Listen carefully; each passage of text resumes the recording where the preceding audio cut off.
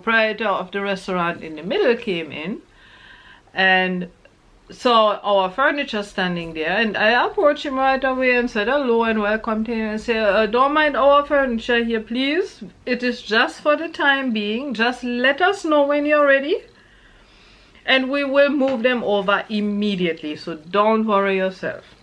Two members of the parish council came by, 2 ladies, all huff and puff, and called me aside and come to me and angry and aggressive and said, we were told you are taking over the entire place. And then the owner of the middle restaurant came in and looked at us and said, oh, but you didn't have to move your furniture yet. And I said, oh, really? Because as it turned out, he was the one going to the parish council, complaining about us, telling them that I would take over the place. And she became a very, very close, good friend of mine. Oh, miss that boy. I wanna know self promise and mommy I cry, me I gotta start crying.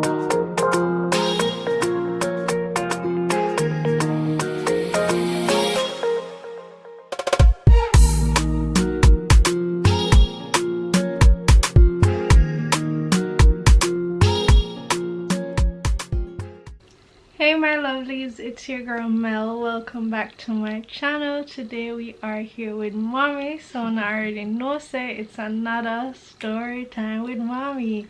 Story time with mommy. Anyways, I mentioned the last time that there would be a proposal story coming from my brother, but that will have to be delayed another week. Because hopefully we're not gonna see, you know, the great famous Miss Carrie. Yay! So let's hope that is what will come next week. So in the meantime, we're still gonna give on a story time. So this story time is going to be on mommy. So let's jump right into it. Disclaimer: the stories that I'm going to tell in this series are my experience, my truth, and my point of view over the past 38 years that I have been in Jamaica. And it's in no way intended to slander any person, the culture of Jamaica, or the island as a whole. Okay, hi Mel's lovelies again. Yeah, well, last time we finished with our prospective moving from one place to the next. So basically, actually we did it on a Sunday, and it was the end of the month, of course. Gathered some friends together, found somebody who would transport our goods and our fridges and freezers, whatever we had, for a very reasonable price. Because guess what? At that point in time, we were literally living from hand to mouth. I mean, whatever came in the restaurant, we would have to rebuy the goods, pay our staff, pay the bills, and feed ourselves. And that was all that came in. Sometimes we didn't even have that. So, you know, when you move from one space to the next, it is basically costly. Because you have to get transport, you have to do this, you have to do that, you have to set up, you have to... So that caused a certain problem for us. But then that was a real genius thing, because with all the people that helped us and everybody around, and that is where Rolf come in again too, because he, to say the least, he is somebody who finds solutions for everything. I mean, you need to fix something, he will sit there and figure out how to fix it and how to do it, and he will get it fixed. And at that point in time, we were at that point where he said, well, when we move over to the next restaurant, if we could give him a little opportunity to do his his things like baking bread, baking rolls, do the smoked chicken and stuff like that he was planning to do, then he wouldn't have a problem helping us out for free, basically. So the day come, we start to take apart the entire restaurant, put the stuff on the truck, bring it over to the next place, which basically those two places weren't too far away, or are not up to this day. So it was not the distance, it was just to do it. And the new place at the craft village where we are up to this day, at that point in time, we were the very, very first people moving into it. It was the 1st of March 2014. And basically all the other tenants that were supposed to come, nobody did come yet. All the craft shop people that were supposed to open up didn't start yet, and we have 2 more restaurant places. Nobody came as yet. We were the very, very first people. Mind you, I had to buy neon bulbs for the bathroom because they didn't even have light in the bathroom for the night. So when we moved over, we alone were in the entire village, and it was kind of nice though. I enjoyed it, you know. I hung up my hammock someplace, and if we didn't have customers also, I would just lie in the hammock. And of course it would take a little time to set up the place because we needed to paint the kitchen, we needed to set up our electricity properly for our fridges and stuff. There were some plugs, of course, but it was not enough for our needs. And that is where Rolf came in. He did all the electric works, he did other things, he built a counter that we still have up to this day out of our old counter from the other place. At that point in time, I have to say where we are now. I think you saw pictures already of the restaurant, right? Or videos. Where we are now, there is a bamboo roof over it. At that point in time when we moved over, there was no roof whatsoever. So seeing that we alone were there, we basically set up shop, our outside seating places for the guests. We set up on the left side, which was not our side at all, but nobody was there. But at least there was a roof. So all these movements took a few days. Now, a few days meant for us a few days no income, because of course at that point in time we couldn't do anything. We couldn't bake pizza, we couldn't sell anything. And that very much brought us to the very brink of not even having a cent to buy food for ourselves. So luckily, Rolf was working very, very fast, and he was a tremendous help there for Joe, because without him I have no idea how we would have managed, because there was no way we could have paid anybody to do all the work he did. We were setting up and getting ready and just like, I hope we can start soon, you know. And so it was about 2 or 3 days. It didn't take really long for us to set up in a way that we could start. And then of course we had told our regular customers that we would be moving and that we would be out in that location. And remember, I was warned before. The people said, oh, people are not going to come where you are now because you're not in the town anymore, you're not going to have any sales and stuff. But that place is beautiful. It is made of wooden buildings. We are right by the sea, so when you sit in our seating area, you have sea view. It is relaxing. It is well, you don't have no hustle or bustle on. The only noise we really hear is the cars passing by on the main road, but otherwise there's no noise. So we were kind of really hoping that the people that used to come to our place would just say, okay, let's switch over, no problem. And luckily, to a big degree, it happened.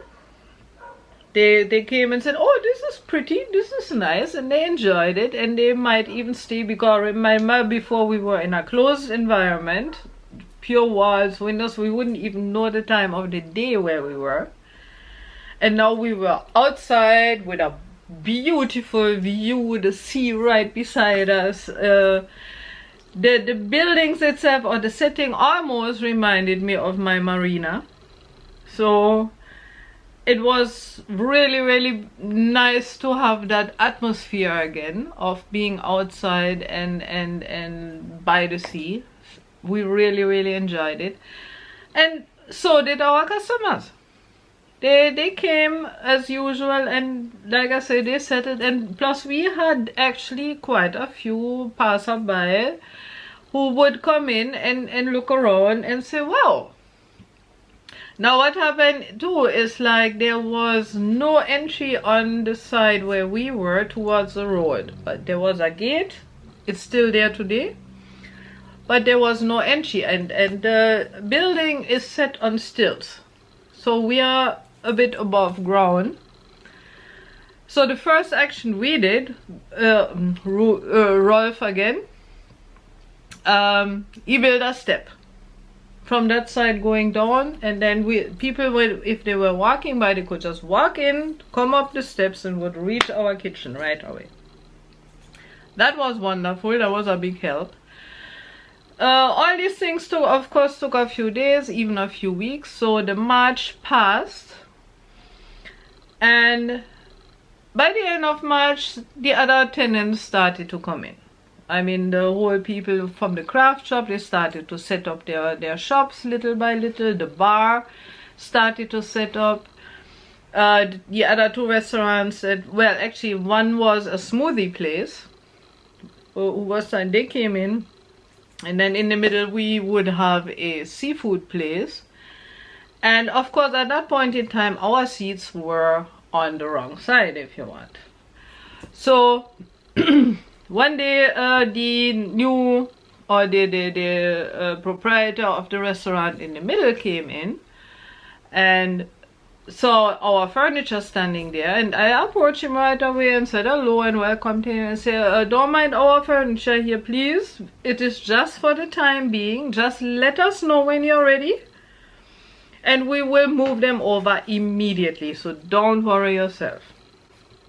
And he said, no, everything is okay, everything is cool. That was on a weekend too. And Monday, suddenly, the two members of the parish council came by, two ladies, all huff and puff, and called me aside and come to me and angry and aggressive and said, we were told you are taking over the entire place with your furniture. And I was like, what? What do you mean? I don't say, just explain to them, look, we don't even have a roof here right now. So for the time being, I set up my seats over there, but the person here in the middle, we talked to all of them and they were okay with it until they were ready. No, you have to move your furniture. No, this is impossible. And I was completely shocked, you know, because in my eyes, there was no reason to go on like this. So they left, and I looked, I thought, okay, fine, and I make sure, I mean, in a matter of half an hour, all my furniture was on my side, everything on the other side was empty. So the ladies from the smoothie shop came and said, oh, but you took away your furniture. And I said, well, so and so, that did not happen. And they were kind of a bit appalled as well. And then the owner of the middle restaurant came in and looked at us and said, oh, but you didn't have to move your furniture yet. And I said, oh, really? Because as it turned out, he was the one going to the parish council, complaining about us, telling them that I would take over the place, and basically called him in on me. But he wouldn't admit to it. He said, no, I said, but you went there and you complained. No, I did not complain. That is a lie. No. And he got really unpleasant. And me knowing that he complained. But I'm not somebody who is arguing with people over things. You know, I just refrain myself. But, of course, that was not a nice start to any form of neighborly relations. You know? But that really was a big disturbance from the very, very beginning. Now, in the meantime, I had started to realize we need a roof over our place. Because the way the place is set, the first part has a long roof, the middle part has a halfway roof, and our part only had a, like the reclined roofs. So I had decided to scrape together whatever money I could find to make sure that our place would get a roof. And now I'm the nature loving person. So my first thought was bamboo. Make a bamboo roof, like a wooden frame, and put bamboo on it. Because, you know, if you have bamboo and you basically put them like this, give me a hand. Yeah, like this. Right? And then you go on like here and here. Basically, it's a roof that is pretty, if it's done properly, that is actually pretty good. And bamboo, of course, doesn't cost the world, because basically bamboo is growing free in the nature, and all you have to do is pay some people to cut it and clean it, and then you need to pay for transport, and of course for the person to build the roof.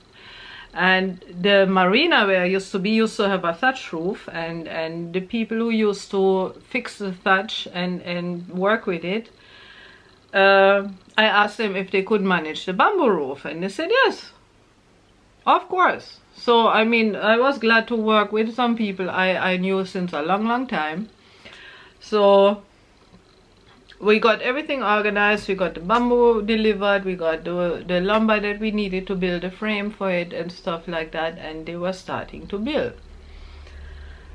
When suddenly again people from the parish council appeared, again in a very unpleasant manner, not even coming and inquiring and asking and saying, oh, what are you doing here? You have to take it back down. This cannot be. You have to ask for permission. You have to apply for permission in writing. And I said, okay, sorry. I didn't know that. You know, because I thought it was self-evident we need a roof here, because we cannot sit in the open air, because the whole day the sun would shine in the entire restaurant area. So people who would come throughout the day wouldn't even be able to sit there without sweating profusely in the heat. And of course, when it was raining, our seating part wouldn't have any cover. So nobody could have sat there neither. So honestly, I wasn't aware that was such a problem. So I said, okay, fine, no problem. I will apply. Don't worry yourself. And that's what I did. I wrote the letter the same day, and I submitted to the office. And all I did basically is I continued to build a roof. You know, because I said, well, I have applied now. Why would they say no? Because basically it's nothing that disturbs the building. It is because the way how we build it, it was self-containing or sustaining, and we wouldn't touch even the building. You know, it was like just the only way it would touch something was the floor, where we would kind of fasten the framework, but otherwise it was freestanding. Nothing would, not even a nail would be driven in the main building.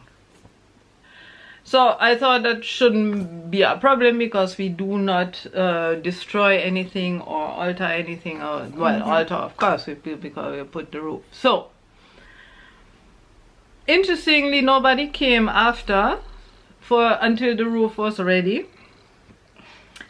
But I didn't hear anything neither from the parish council, you know, and went to them twice and inquired. I said, well, you know, I put in my application for the roof. How is this now? Can we process it now? Is everything all right?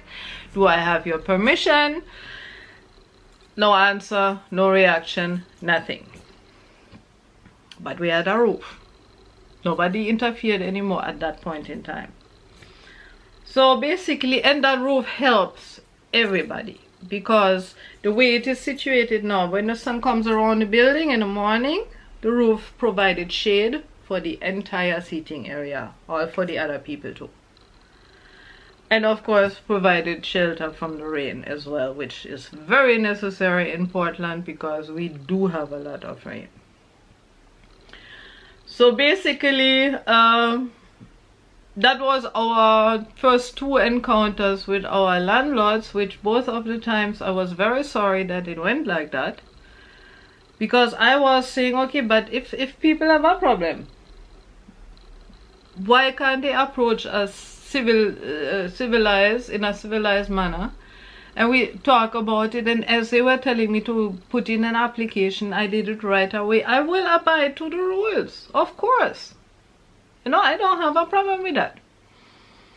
So at that point in time, then when we had moved our furniture, the middle restaurant had started, the smoothie place had started, everybody put their own furniture at their places. And the place started to become more and more lively because the craft shop them were opening too. And of course, people started to come in. Tours would be brought by bus to look at the craft places, and then they saw our place and they saw we would sell coffee, and some of them would say, oh, coffee, yes, you know, especially European people, they love them coffee. And or buy some drinks or something. So basically it started to work out pretty nicely in the place for everybody. But then some other things occurred, and that Record. No, give them a hint. Well, more and more problems with our dear neighbor. Obvious story. Obvious story. Almost violent story. Pure lies, pure hatred. I don't know, that man had it out for me from the very beginning. Only I didn't know. So that will be the next month's story, because we have some things to tell there still. Yes. Alright guys, so I just want to remind you guys from the last story time, I mean, in the sense of how the landlords approached us, or approached mommy each time, you know, you kind of just have to think back to what she was told about her application of getting to rent the place in the first place, where they said, oh, they don't want the white lady to get in. So maybe that has something to do with it. We don't know, but you know, it's just like the reaction was way too strong from the get-go. Way too strong. And you know, nothing that was done was ever permanently. Like, it's not like you can move the furniture them like they nailed down or something. No, they're freely to be moved and stuff like that. So it was just kind of strange. And on top of that, in that time, I wasn't very much involved to that because I was going to school. I was in upper 6. I was in the 13th grade. So I was going to the school while they were doing everything that they were doing. So, you know, I was kind of out of the picture, you know. Yeah, basically Naomi and me worked in the day. We had our employees, of course. Yeah.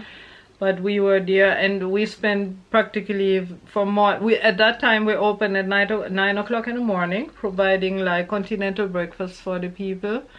So we would be there from 9 in the morning, and then we were used in the other place that by 8 o'clock in the night nothing would happen anymore.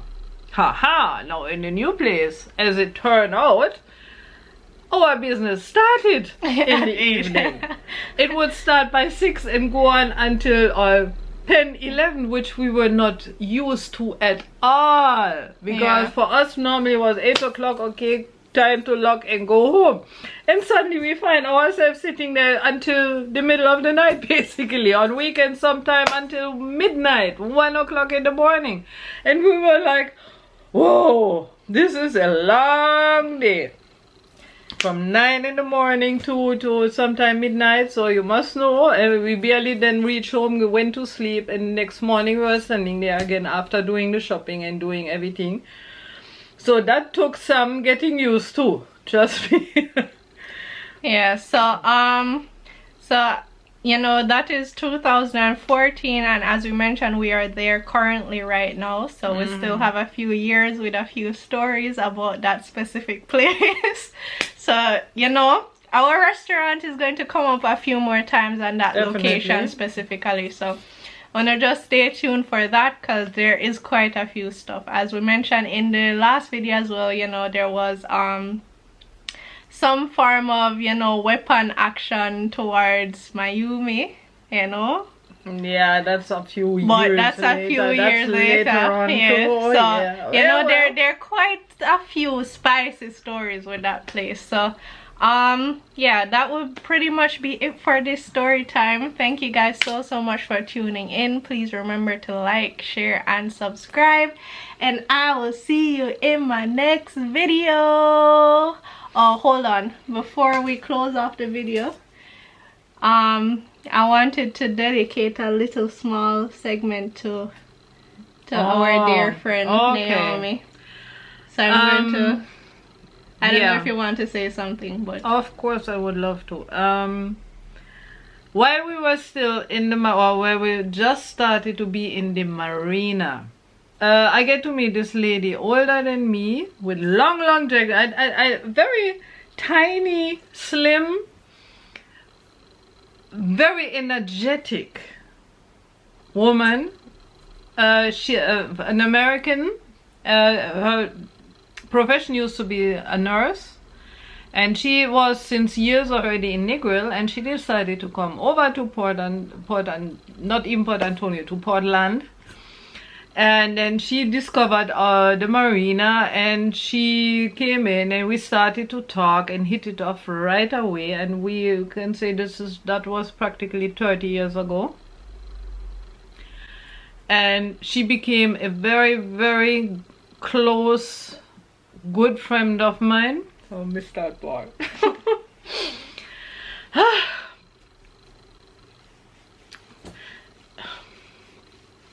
too much. So I wanna know self promising mommy I cry, me I gotta start crying. But yeah, she has been the one, I would also say the one very supportive and, you know, anchor person for mommy while we were going through a lot of stuff in Jamaica, like when we lost the marina and stuff and we had to put up our furniture. She was the one who... She kept my mommy's ashes. She kept my grandma's ashes. She was like that support person that kept everything for us while we had to leave the country and basically flee. So throughout the years, you know, to this day, well, to last week, she would always come and visit us at our restaurant every once a week. Because she lived further out of the town, and then she came shopping, and she would, her highlight of the shopping day would be to come to our place, and I knew she would come certain times, so I make sure I was there. And we would just sit and chat and exchange ideas, or if I had a health problem, I would ask her, because she was in the holistic way of doing things, and she would mix oils for me and show me how to tap here and do other things. And basically, yeah, she was a very important constant in my life for 30 years. And then Saturday we found out that she passed away, and 79 years old. And it was surprising because none of us were aware that she might be sick or something. I got concerned about her, yes, and I was already considering what to do in case she needed to be taken care of, and I was even ready to take her in my house if necessary. Although that lady was stubborn. Yes. Stubborn. You know, she would have said no, I mean, you couldn't even help her. I mean, this little tiny lady, she come in after she do her shopping in the town with heavy bags, you know, and she carry them, and then we would go and take them from her and say, come Naomi, give us the bag. And she would say, no, it's okay. Very stubborn and very independent, and she didn't want anybody to help her. But anyhow, she died between Friday night and Saturday morning, all by herself in the house. What I heard though, in her sleep, it looked like she was in the bed. She looked peaceful, and so I hope she did have a very, very nice transition. But I needed to mention her now because she was a very important person in my life. And you've heard about her a lot of times in the story time. We just never mentioned a name, but as I said, when Mommy spoke about our furniture being put up, my grandma ashes being you know, even secured, giving us shelter after the marina giving us closed. shelter after we lost the marina because we didn't have anywhere else to live and stuff like that. So, you know, I just wanted to dedicate a little segment. This is a tribute to you, Naomi. Take care out there. And her favorite animal was a butterfly.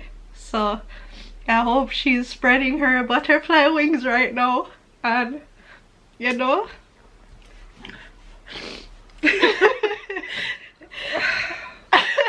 we're always coming on your kind. But yeah, this is to you, Naomi. Thank you so much for being being there for us for so long. And we love you. People always thought you were my grandma. So, you know, you were definitely part of the family. Thank you so much, and you know, rest easy. Thank you guys.